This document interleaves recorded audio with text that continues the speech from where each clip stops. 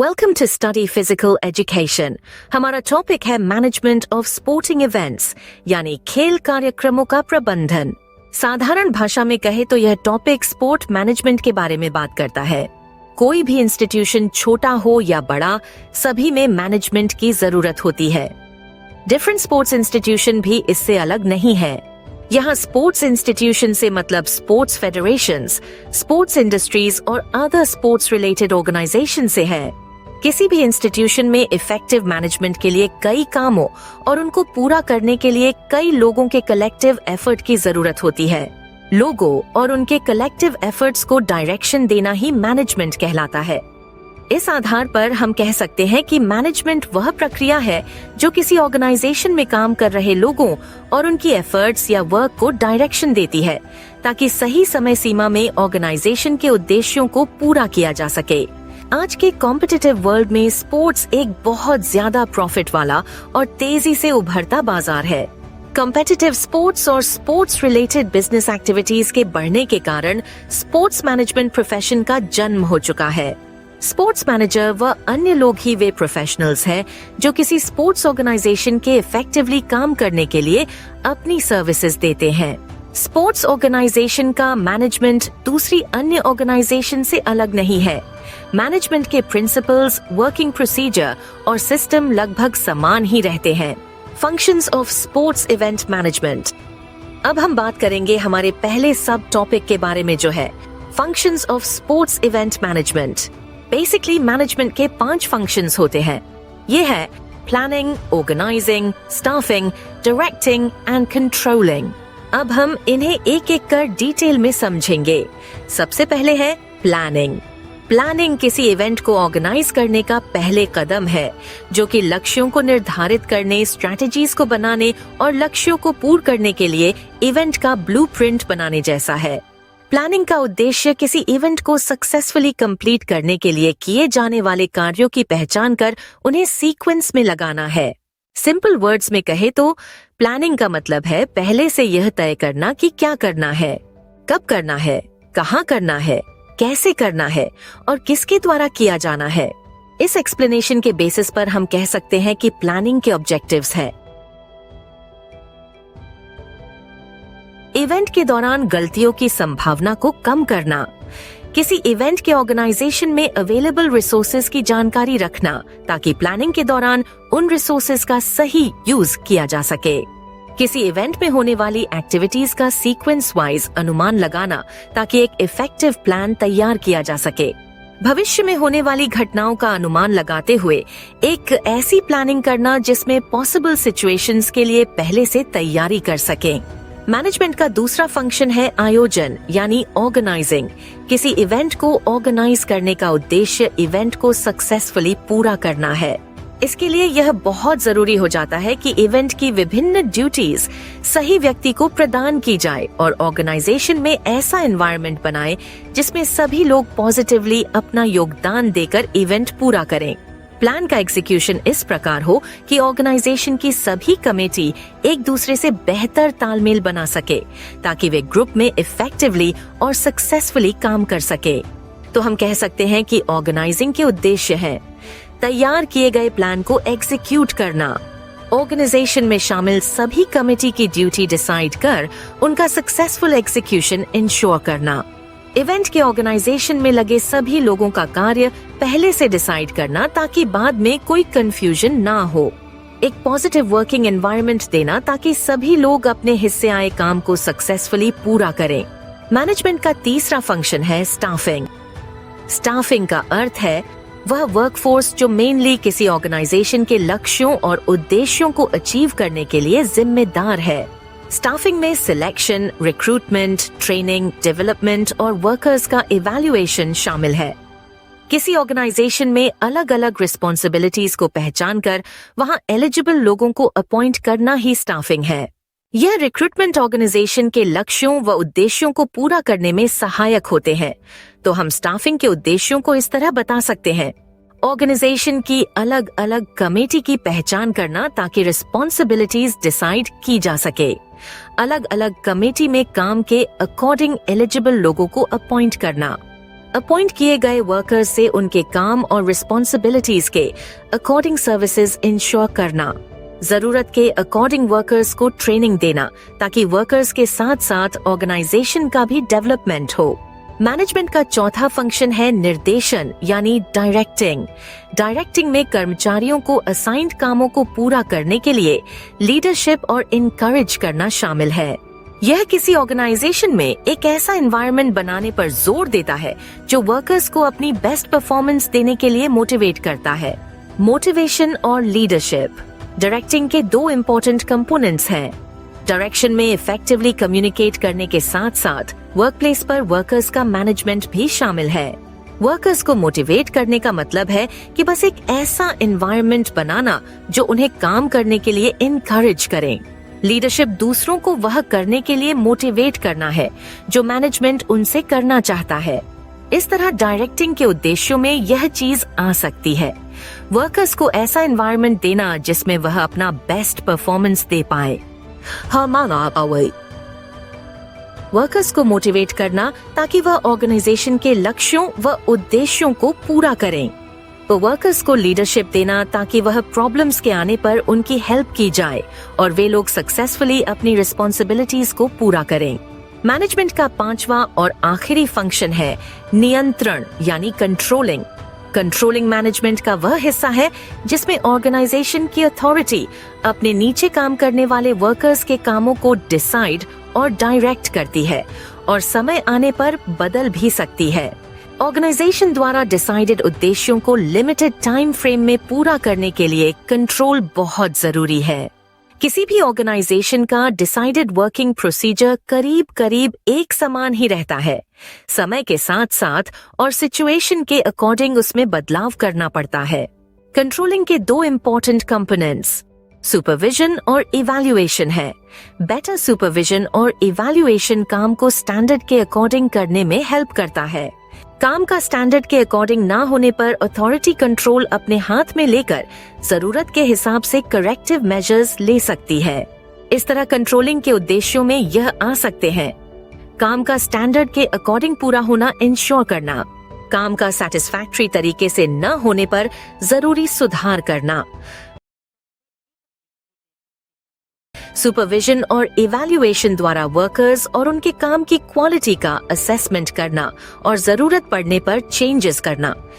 अगर आपको यह वीडियो पसंद आया हो तो लाइक करें, इस चैनल को सब्सक्राइब करें ताकि हमारी आगे आने वाली वीडियोस आपसे मिस ना हो। हमारा नेक्स्ट टॉपिक है various committees to organise sports event and their responsibilities. किसी भी इवेंट को ऑर्गेनाइज करने के लिए अलग अलग तरह के काम होते हैं जिसके लिए बहुत सी अलग अलग कमेटी बनाई जाती हैं।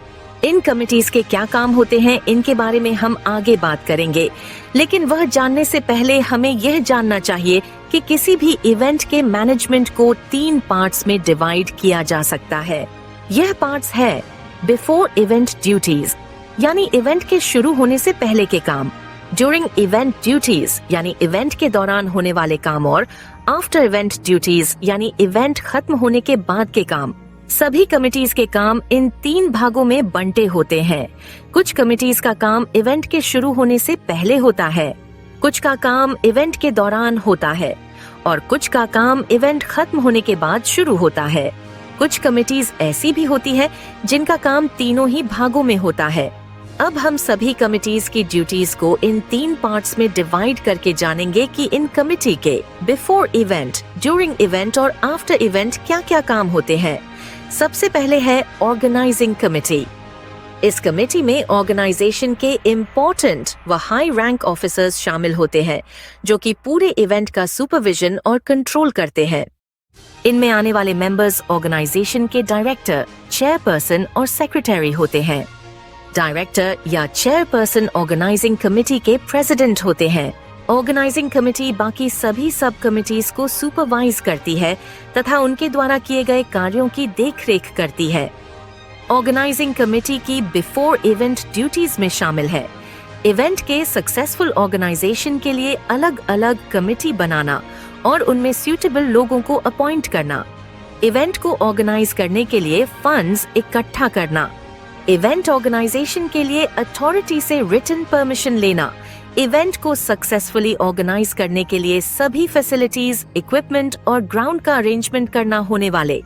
इवेंट की इंफॉर्मेशन को दूसरी ऑर्गेनाइजेशंस, इंस्टीट्यूशंस तक पहुंचाना और उनको पार्टिसिपेशन के लिए इनवाइट करना इवेंट के दौरान ऑर्गेनाइजिंग कमेटी की मेन ड्यूटी। ये इंश्योर करना है कि इवेंट प्रॉपर तरीके से चल रहा हो। इवेंट शुरू होने के बाद सभी सब कमिटीज की ड्यूटीज पर सुपरविजन रखना और जरूरत पड़ने पर डायरेक्शन देना। इवेंट के ओवरऑल ऑर्गेनाइजेशन पर सुपरविजन रखना और इवेंट में इनवाइटेड गेस्ट को फेलिसिटेट करना। इवेंट के दौरान आने वाली प्रॉब्लम्स को रिजॉल्व करना। आफ्टर इवेंट ड्यूटीज सभी कमिटीज के किए गए कार्यों को संक्षेप में प्रेजेंट करना और इवेंट के सक्सेसफुल कंप्लीशन के लिए टीम मेंबर्स को धन्यवाद और बधाई देना।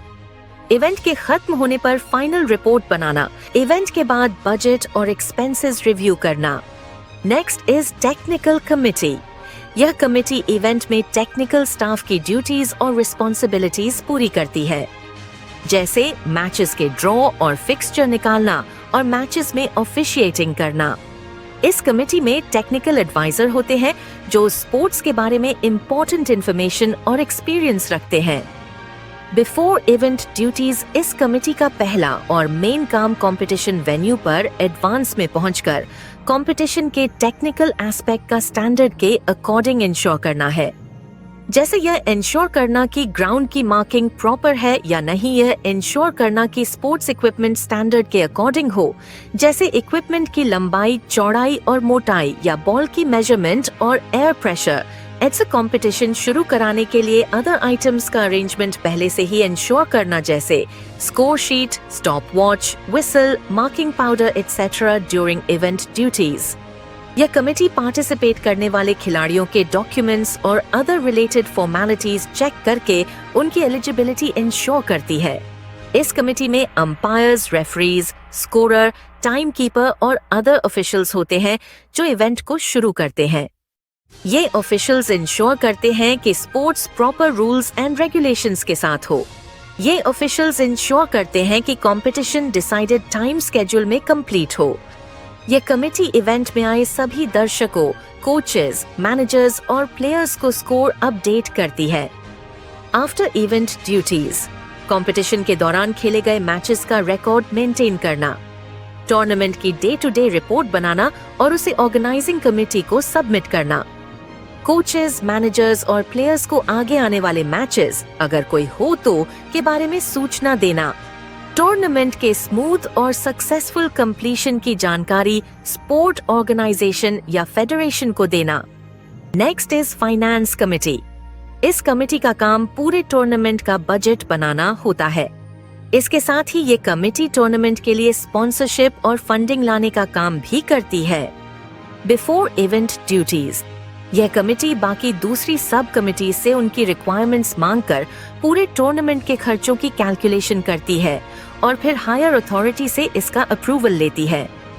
टूर्नामेंट के खर्चों के लिए दूसरी ऑर्गेनाइजेशन से स्पॉन्सरशिप और फंडिंग का अरेंजमेंट करती है। टोटल रिसीव्ड फंड्स के आधार पर बजट बनाना और अलग अलग कमिटीज को फंड्स का एलोकेशन करना।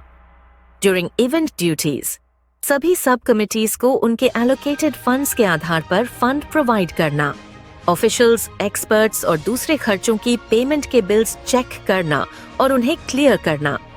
आफ्टर इवेंट ड्यूटीज टूर्नामेंट खत्म होने के बाद सभी सब कमिटीज से टोटल खर्च की डिटेल्स लेना, पूरे टूर्नामेंट की फाइनेंशियल रिपोर्ट तैयार करना और उसे ऑर्गेनाइजिंग कमेटी को सबमिट करना।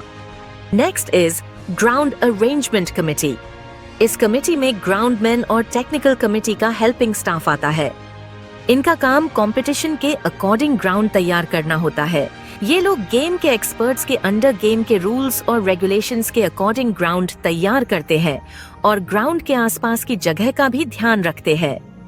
बिफोर इवेंट ड्यूटीज गेम के रूल्स और रेगुलेशंस के अकॉर्डिंग ग्राउंड तैयार करना, वेन्यू को ओपनिंग और क्लोजिंग सेरेमनी के लिए तैयार करना। ड्यूरिंग इवेंट ड्यूटीज मैचेस के दौरान जरूरी स्पोर्ट्स इक्विपमेंट का इंतजाम करना, स्पोर्ट्स इक्विपमेंट की देखरेख करना और जरूरत पड़ने पर ऑफिशियल्स और प्लेयर्स को देना। मेन प्लेइंग एरिया और उसके आसपास हर तरह की फैसिलिटीज का अरेंजमेंट करना। आफ्टर इवेंट ड्यूटीज मैचेस खत्म होने के बाद सभी इक्विपमेंट इकट्ठा करना और उन्हें सही जगह पहुंचाना। अगर कोई सामान रेंट या उधार पर लिया हो तो उस सामान को वापस करना और उसकी पेमेंट करना। अगर आपको यह वीडियो पसंद आया हो तो लाइक करें, इससे हमें इंकरेजमेंट मिलती है कि हम आपके लिए ऐसी और वीडियोस बनाएं। Next is welcome committee. इसे रिसेप्शन कमिटी भी कहते हैं। यह कमिटी इवेंट में आने वाले सभी गेस्ट्स, ऑफिशियल्स और प्लेयर्स का वेलकम करती है और अकोमोडेशन कमिटी व ऑफिशियल कमिटी के साथ मिलकर सभी का रहने, खाने और अन्य जरूरतों का ख्याल रखती है। Before event duties, invited guests, coaches, managers, players और टीम्स की चेकलिस्ट बनाना। सभी इनवाइटेड लोगों के आने जाने की डेट और टाइम की डिटेल अकोमोडेशन कमिटी से शेयर करना। सभी इनवाइटेड लोगों के बोर्डिंग, लॉजिंग और ट्रांसपोर्टेशन की डिटेल अपने पास रखना और उनके आने पर ये सभी डिटेल्स देना। ऑर्गेनाइजिंग कमेटी के अप्रूवल से गेस्ट के लिए गिफ्ट्स और मेमेंटोज डिसाइड करना और उनका इंतजाम करना। ड्यूरिंग इवेंट ड्यूटीज, यह कमेटी कंपटीशन के दिन गेस्ट्स और टीम्स को पूरे दिन के प्रोग्राम की डिटेल देती है। इवेंट वेन्यूज पर गेस्ट के वेलकम की फॉर्मेलिटी करती है। कंपटीशन के लिए आने वाले प्लेयर्स और टीम्स का रजिस्ट्रेशन करना और इस डिटेल को बाकी जरूरी कमिटी से शेयर करना। आफ्टर इवेंट ड्यूटीज, इवेंट में आए सभी गेस्ट्स, मैनेजर्स, कोचेस, प्लेयर्स और टीम्स की रिपोर्ट तैयार कर ऑर्गेनाइजिंग कमिटी को सौंपना। कंपटीशन खत्म होने पर सभी इनवाइटेड लोगों के वापस जाने की फॉर्मेलिटीज पूरी करना। अगर प्लेयर्स और टीम्स से कोई सिक्योरिटी मनी ली गई थी तो वह उन्हें वापस करना। Next is accommodation committee. यह कमेटी इवेंट में आने वाले गेस्ट्स, ऑफिशियल्स, मैनेजर्स, कोचेस और प्लेयर्स टीम्स के रहने का अरेंजमेंट और मैनेजमेंट करती है। बिफोर इवेंट ड्यूटीज, यह कमेटी इवेंट में आने वाले गेस्ट्स, ऑफिशियल्स, मैनेजर्स, कोचेस और प्लेयर्स टीम्स की डिटेल्स पहले से लेकर उनके बोर्डिंग और लॉजिंग का अरेंजमेंट करती है। इस डिटेल को अन्य कमिटीज, स्पेशली वेलकम कमेटी के साथ शेयर करती है। इवेंट में आने वाले सभी लोगों को उनके रहने की जगह अलॉट करती है और उनके खाने की व्यवस्था करती है। ड्यूरिंग इवेंट ड्यूटीज, सभी इनवाइटेड लोगों के अकोमोडेशन और आसपास की जगह की क्लीनिंग और रखरखाव का ध्यान रखना। सभी को पर्याप्त और अच्छा खाना उपलब्ध कराना। आफ्टर इवेंट ड्यूटीज इंश्योर करना कि प्लेयर्स/टीम्स को अलॉटेड रूम डैमेज न हो। प्लेयर्स टीम्स को इश्यूड आइटम्स वापस लेना। यदि रूम में कुछ डैमेज हो या इश्यूड आइटम्स मिसिंग हो तो रूल्स के अकॉर्डिंग प्लेयर्स/टीम्स के सिक्योरिटी डिपॉजिट से पैसे काटना। उधार या किराए पर लिए गए सामान को वापस लौटाना। Next is refreshment committee. यह कमेटी पूरे इवेंट के आयोजन, जिसमें ओपनिंग और क्लोजिंग सेरेमनी भी शामिल है, में इन सभी गेस्ट्स, ऑफिशियल्स और प्लेयर्स के खाने और रिफ्रेशमेंट का अरेंजमेंट करती है। बिफोर इवेंट ड्यूटीज, यह कमेटी बजट के अकॉर्डिंग कंपटीशन के दौरान दिए जाने वाली रिफ्रेशमेंट और खाना डिसाइड करती है। इवेंट में आने वाले गेस्ट के लिए अलग से खाने और रिफ्रेशमेंट का अरेंजमेंट करना। यह कमेटी प्लेयर्स टीम्स के लिए रीजनेबल प्राइस पर खाने की पेड आइटम्स भी रख सकती है। ड्यूरिंग इवेंट ड्यूटीज, इंश्योर करना कि मैचेस के दौरान सभी प्लेयर व ऑफिशियल्स को बिना किसी गड़बड़ के रिफ्रेशमेंट मिले। इवेंट के दौरान गेस्ट्स और ऑफिशियल्स को समय समय पर हल्का नाश्ता देते रहना। इवेंट के दौरान दिए गए हर तरह के खाने, रिफ्रेशमेंट का रिकॉर्ड रखना। आफ्टर इवेंट ड्यूटीज, रिफ्रेशमेंट पर खर्च किए टोटल फंड और अगर कोई वस्तु या खाने की चीज बेची गई है तो उससे हुई इनकम पर एक रिपोर्ट तैयार करना। ऑर्गेनाइजिंग कमेटी को पूरी रिपोर्ट देना। अगर आप ऐसी और वीडियोस देखना चाहते हैं तो इस चैनल को सब्सक्राइब करें ताकि हमारी आगे आने वाली वीडियोस आपसे मिस न हो। Next is transportation committee. यह कमेटी गेस्ट, ऑफिशियल्स और प्लेयर्स के लिए ट्रांसपोर्टेशन की फैसिलिटीज का इंतजाम करती है। बिफोर इवेंट ड्यूटीज, यह कमेटी टूर्नामेंट के शुरू होने से पहले गेस्ट, ऑफिशियल्स और प्लेयर्स के लिए अलग अलग तरह के ट्रांसपोर्टेशन के ऑप्शंस और लाने ले जाने की प्लानिंग करती है। सभी गेस्ट, ऑफिशियल्स और प्लेयर्स के आने और जाने की डेट और टाइम का रिकॉर्ड रखती है और उसके अकॉर्डिंग ट्रांसपोर्टेशन का इंतजाम करती है। ड्यूरिंग इवेंट ड्यूटीज, कंपटीशन की ओपनिंग सेरेमनी और मैचों की डेट्स के अकॉर्डिंग गेस्ट, ऑफिशियल्स और प्लेयर्स को कंपटीशन वेन्यू पर ट्रांसपोर्ट करती है। कंपटीशन वेन्यू से टीम्स और ऑफिशियल्स को वापस उनके निवास स्थान पर लेकर जाती है। आफ्टर इवेंट ड्यूटीज, इवेंट खत्म होने के बाद सभी गेस्ट, ऑफिशियल्स और प्लेयर्स को वापस जाने के लिए एयरपोर्ट, रेलवे स्टेशन या बस स्टैंड पर लेकर जाती है। अगर ट्रांसपोर्टेशन के लिए गाड़ियां किराए पर ली हो तो उन्हें वापस करती है और उनकी पेमेंट करती है। ट्रांसपोर्टेशन में हुए सभी गाड़ियों और अन्य खर्चों पर रिपोर्ट तैयार करके ऑर्गेनाइजिंग कमेटी को सबमिट करती है। Next is ceremonial committee. यह कमेटी इवेंट के ओपनिंग और क्लोजिंग प्रोग्राम्स को तैयार करती है और निर्धारित समय पर इन फंक्शन को ऑर्गेनाइज करती है। बिफोर इवेंट ड्यूटीज, इवेंट के ओपनिंग सेरेमोनी की प्लानिंग करना, इवेंट में आने वाले गेस्ट के नाम की लिस्ट बनाना और उनके वेलकम के प्रोसीजर को डिसाइड करना और उसकी तैयारी करना, ओपनिंग प्रोग्राम में स्टेज की डेकोरेशन करना, इवेंट के अकॉर्डिंग सभी गिफ्ट्स और प्राइजेस की लिस्ट बनाना और उनका इंतजाम करना। ड्यूरिंग इवेंट ड्यूटीज, इवेंट में आने वाले सभी गेस्ट का वेलकम करना और उन्हें फेलिसिटेट करना, कंपटीशन के रिजल्ट पर नजर रखना और उसके अकॉर्डिंग प्राइज डिस्ट्रीब्यूशन करवाना। After event duties, closing ceremony organise करना, कंपटीशन में जीते खिलाड़ियों को दिए गए प्राइज और सर्टिफिकेट्स की रिपोर्ट बनाना और उसे ऑर्गेनाइजिंग कमेटी को सबमिट करना। Next is publicity advertisement committee. यह कमेटी होने वाले कंपटीशन की अलग अलग माध्यमों द्वारा पब्लिसिटी का काम करती है। बिफोर इवेंट ड्यूटीज, प्रेस और मीडिया को कंपटीशन के बारे में इंफॉर्मेशन देना ताकि लोगों को इवेंट के बारे में पता चल सके। इवेंट में होने वाले मैचों की डेट्स और वेन्यू को पब्लिक तक पहुंचाना ताकि वे पहले से खेल देखने का इंतजाम कर सके। During event duties, press note बनाने के लिए कंपटीशन की जानकारी के अपडेट रखना, इवेंट के मैचेस के बारे में प्रेस और मीडिया को जानकारी देना, प्रेस और मीडिया के लोगों के साथ मिलकर काम करना। आफ्टर इवेंट ड्यूटीज, कंपटीशन की प्रमुख इवेंट्स पर समरी देना, अच्छी पब्लिसिटी के लिए इफेक्टिव तरीके से पूरे इवेंट की रिपोर्ट प्रेस और मीडिया में देना। Next is medical committee. किसी भी स्पोर्ट्स कंपटीशन को ऑर्गेनाइज करने में मेडिकल कमेटी का बहुत इंपॉर्टेंट रोल होता है। यह कमेटी खेलों में पार्टिसिपेट करने वाले खिलाड़ियों के साथ साथ दर्शकों की सेफ्टी का भी ख्याल रखती है। बिफोर इवेंट ड्यूटीज, यह कमेटी इवेंट शुरू होने से पहले मेडिकल स्टाफ को अपॉइंट करती है। यह मेडिकल एड के जरूरी सामान जैसे मेडिसिन, बैंडेजेस, स्प्रे एक्सेट्रा का अरेंजमेंट करती है। ड्यूरिंग इवेंट ड्यूटीज, यह समिति इवेंट के दौरान सभी मेडिकल सामान का चार्ज अपने पास रखती है। यह जरूरतमंद लोगों का ट्रीटमेंट करती है। इवेंट के दौरान कोई भी इमरजेंसी सिचुएशन में मेडिकल असिस्टेंस देती है।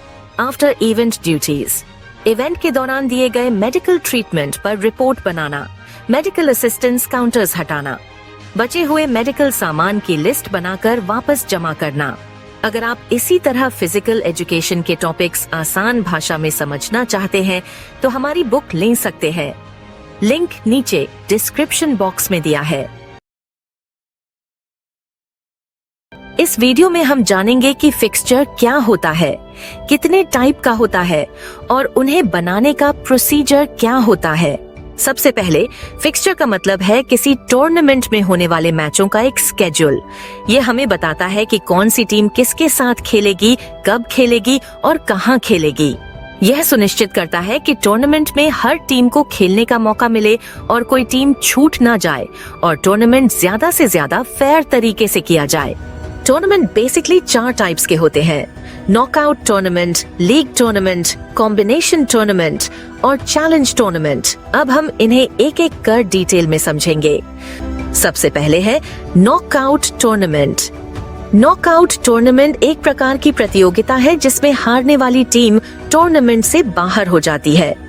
इसे एलिमिनेशन टूर्नामेंट भी कहा जाता है।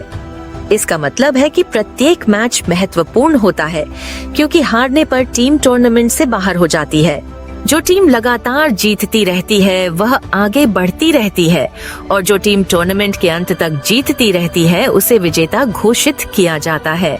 एग्जाम्पल के लिए मान लेते हैं कि किसी टूर्नामेंट में 4 टीमें A, B, C और D पार्टिसिपेट करती है, तो ऐसे टूर्नामेंट में A का B से और C का D से मैच होगा। मान लीजिए A और B के बीच मैच में A जीत जाती है तो वह अगले राउंड में आ जाएगी और B टूर्नामेंट से बाहर हो जाएगी। इसी तरह C और D के बीच मैच में D जीत जाती है तो D अगले राउंड में आ जाएगी, जबकि C टूर्नामेंट से बाहर हो जाएगी। अब सेकंड राउंड में A और D का मैच होगा। जीतने वाली टीम विनर बन जाएगी और हारने वाली टीम को टूर्नामेंट में सेकंड प्लेस मिलेगी। यह टूर्नामेंट का एक बहुत ही सिंपल तरीका है। इसके फायदे और नुकसान दोनों हैं। नॉकआउट टूर्नामेंट के लाभ। यह टूर्नामेंट कम समय में समाप्त हो जाता है। इसे आयोजित करने में कम खर्च आता है। मैच हारने पर टूर्नामेंट से बाहर होने का डर प्रतियोगिता को और भी रोमांचक बना देता है। बड़े स्तर के टूर्नामेंट के लिए अच्छी टीमों और खिलाड़ियों की पहचान करना आसान हो जाता है। नॉकआउट टूर्नामेंट की हानियां। अगर कोई टीम गलती से भी हार जाती है तो उसे दूसरा मौका नहीं मिलता। अगर शुरुआत में अच्छी टीमें हारकर बाहर हो जाती हैं, तो टूर्नामेंट उतना मनोरंजक नहीं रहता।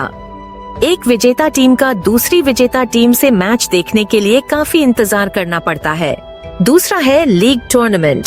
लीग टूर्नामेंट में हर टीम चाहे हारे या जीते, टूर्नामेंट में भाग लेने वाली बाकी सभी टीमों के साथ मैच खेलती है। इसका मतलब है कि हर टीम को ज्यादा मैच खेलने को मिलते हैं। एग्जाम्पल के लिए मान लेते हैं कि किसी टूर्नामेंट में 4 टीमें A, B, C और D पार्टिसिपेट करती है, तो ऐसे टूर्नामेंट में A का B, C और D से मैच होगा।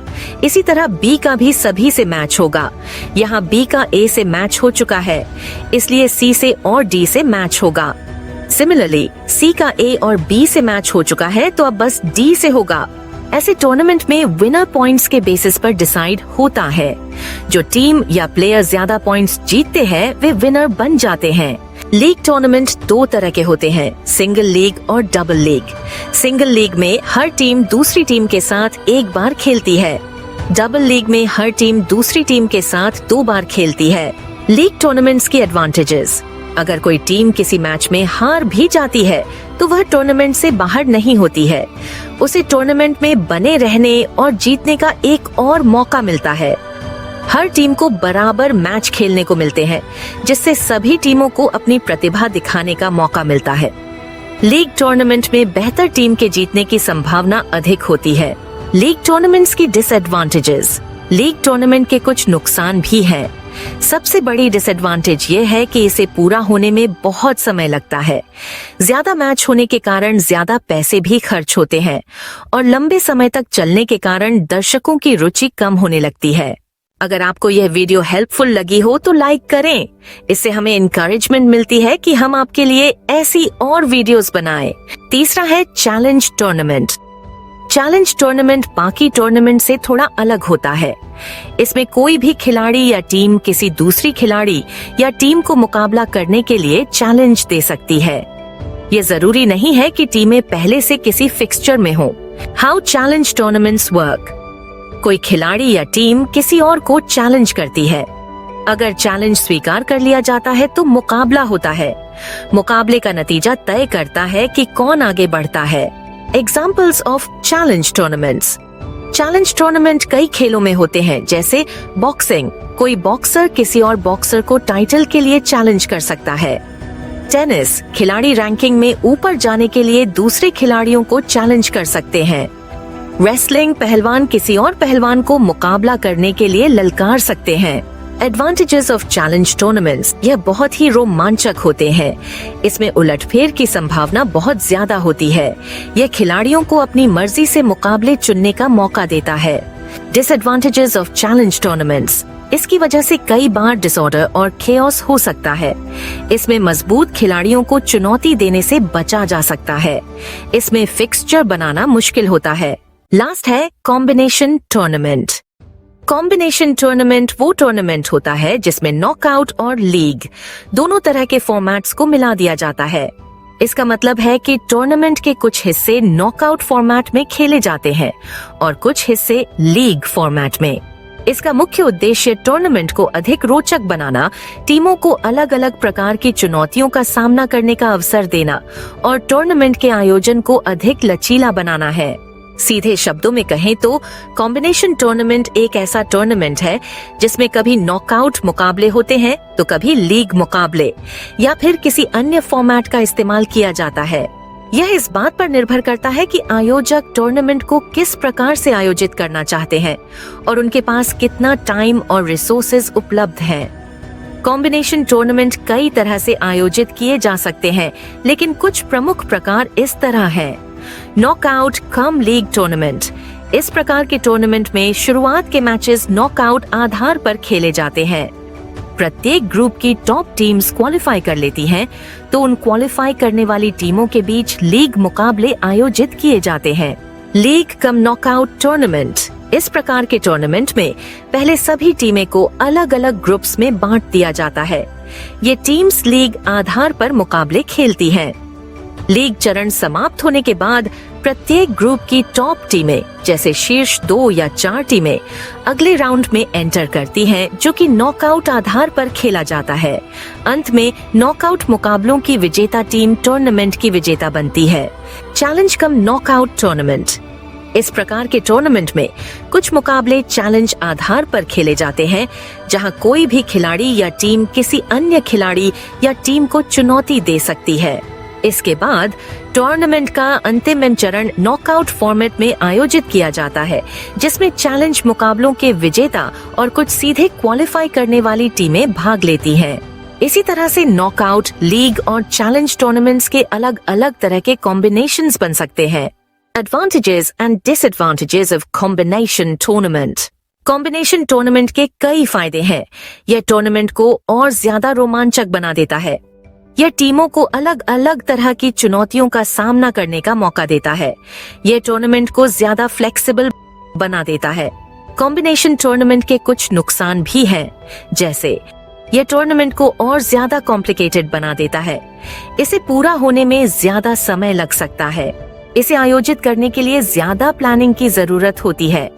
अगर आप नॉकआउट या लीग फिक्सचर बनाना सीखना चाहते हैं तो हमारा अगला वीडियो देखें या बाद के लिए सेव करके रख लें। हमारा नेक्स्ट टॉपिक है इंट्राम्यूरल एंड एक्स्ट्राम्यूरल टूर्नामेंट। सबसे पहले इंट्राम्यूरल टूर्नामेंट। इंट्राम्यूरल शब्द ग्रीक भाषा के 2 शब्दों इंट्रा, जिसका मतलब है अंदर, और म्यूरल का अर्थ है दीवार। इसलिए इंट्राम्यूरल का मतलब है वह प्रतियोगिताएं जो किसी संस्थान के अंदर उसकी दीवारों के भीतर आयोजित की जाती है। 1864 में यूएस में बेसबॉल का इंट्राम्यूरल्स के आए पहली बार आयोजित किया गया था। इसके बाद 20th सेंचुरी में फिजिकल एजुकेशन के कुछ टीचर्स ने इंट्राम्यूरल में रुचि दिखाई। 1925 में यूएसए ने अपने मिशन में प्रत्येक हाई स्कूल में एक इंट्राम्यूरल डिपार्टमेंट बनाने का फैसला लिया। इसका उद्देश्य फिजिकल एक्टिविटीज के माध्यम से बच्चों का ओवरऑल डेवलपमेंट करना था। ये कॉम्पिटिशन्स एक ही इंस्टीट्यूशन के छात्रों के बीच होती हैं। उदाहरण के लिए एक स्कूल के विभिन्न हाउसेस के बीच होने वाले खेल।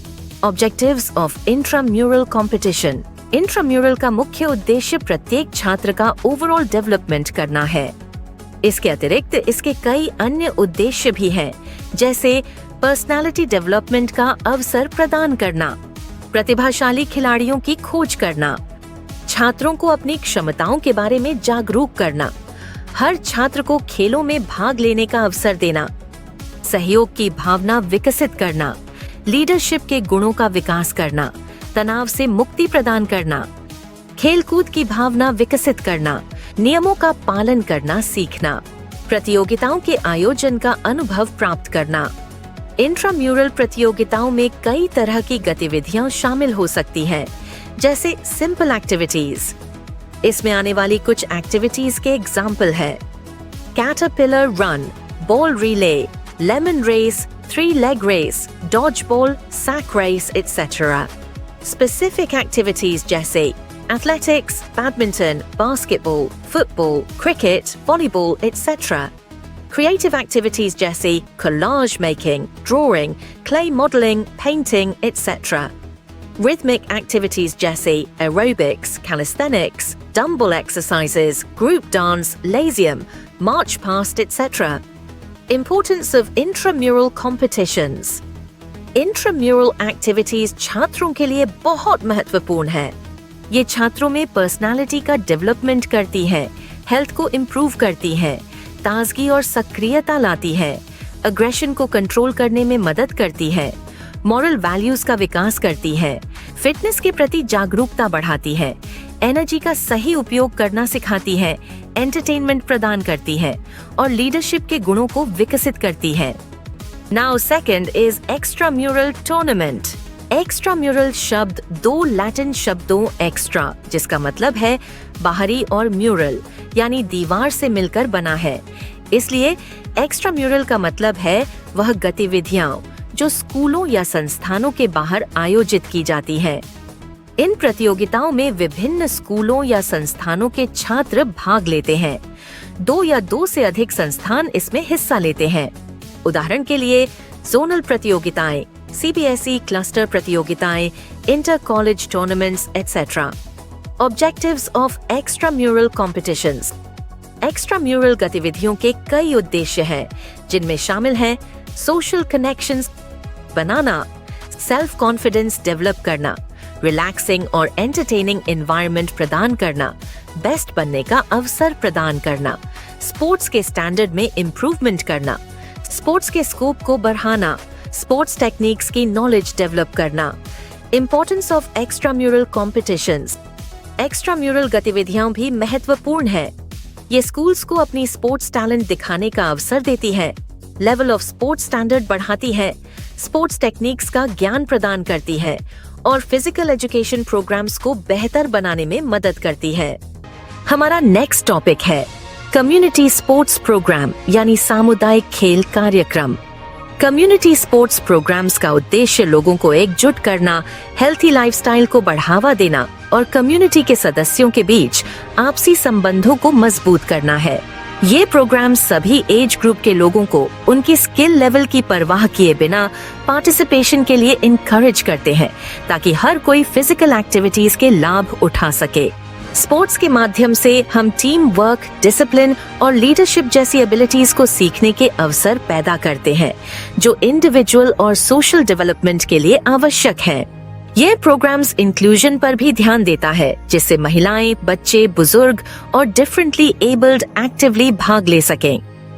रेगुलर इवेंट्स, वर्कशॉप्स और फ्रेंडली कॉम्पिटिशन्स ऑर्गेनाइज करके हमारा लक्ष्य स्पोर्ट्स को सामुदायिक जीवन का आनंददायक और अभिन्न हिस्सा बनाना है। कम्युनिटी स्पोर्ट्स प्रोग्राम्स को आमतौर पर स्थानीय गवर्नमेंट, स्कूल्स या नॉन प्रॉफिट ऑर्गेनाइजेशंस द्वारा ऑर्गेनाइज और रन किया जाता है। इनमें विभिन्न प्रकार की स्पोर्ट्स एक्टिविटीज शामिल हो सकती हैं, जैसे football, basketball, baseball, tennis, volleyball और बहुत कुछ। कम्युनिटी स्पोर्ट्स प्रोग्राम्स के टाइप्स। कम्युनिटी स्पोर्ट्स प्रोग्राम्स कई प्रकार के होते हैं, जिनमें से कुछ प्रमुख इस प्रकार हैं। स्पोर्ट्स डे यानी खेल दिवस। यह प्रोग्राम स्कूल्स, कॉलेजेस और यूनिवर्सिटीज में हर साल ऑर्गेनाइज किया जाता है। इसका उद्देश्य छात्रों का सामूहिक रूप से स्पोर्ट्स में भाग लेना और उनके पर्सनालिटी का विकास करना है। स्पोर्ट्स डे में कई तरह के खेल शामिल हो सकते हैं, जैसे कि track and field events, basketball, cricket, football, throwball और वॉलीबॉल। रन फॉर हेल्थ यानी स्वास्थ्य के लिए दौड़। यह एक ऐसा प्रोग्राम है जिसका आयोजन लोगों को स्वास्थ्य के प्रति जागरूक करने के लिए किया जाता है। इस तरह की दौड़ में भाग लेने से लोगों को AIDS, swine flu, polio, dengue जैसी घातक बीमारियों के बारे में जानकारी मिलती है। रन फॉर एंटरटेनमेंट यानी मनोरंजन के लिए दौड़। इस तरह की दौड़ का मुख्य उद्देश्य लोगों का मनोरंजन करना और उन्हें स्ट्रेस फ्री करना है।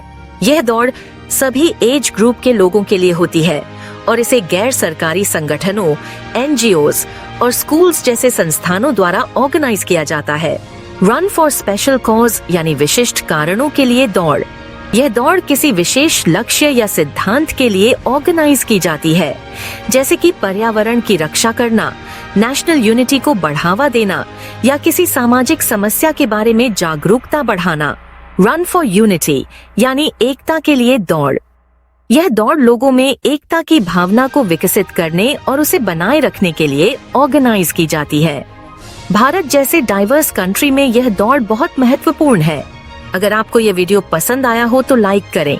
इससे हमें इंकरेजमेंट मिलती है कि हम आपके लिए ऐसी और वीडियोस बनाएं।